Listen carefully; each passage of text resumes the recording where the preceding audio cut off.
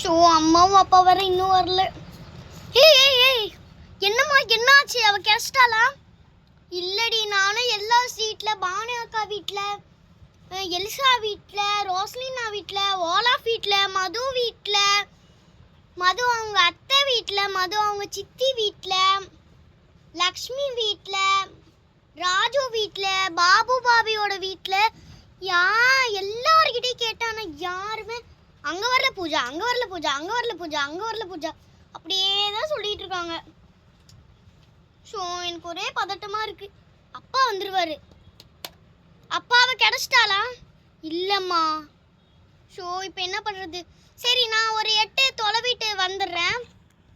சரிம்மா, நீ கொஞ்சம் ஃபாஸ்ட்டாக வந்து, நாங்கள் வந்து அந்த ஏக்கம்பாலம் ஸ்ட்ரீட்டுன்னு ஒன்று இருக்குல்ல, ஏக்கம்பாலம் ஸ்ட்ரீட்டு, அங்கே நான் தேடிட்டேன்.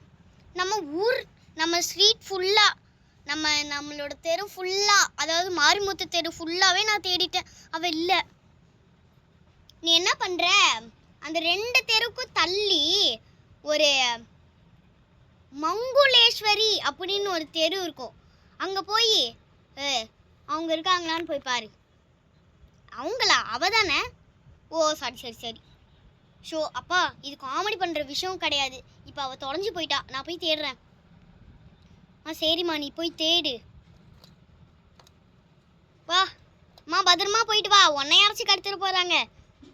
நீ வேற செயின் போட்டு வச்சிருக்கிற. செயினை கழட்டி வச்சுட்டு போமா. சரிப்பா.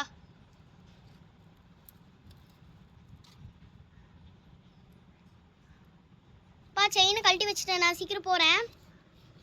பத்திரமா போயிட்டு வாமா. என்னங்க, நம்ம பிள்ளை கிடச்சிடுவாள? எல்லாம் கிடச்சிடுவா, விடுமா.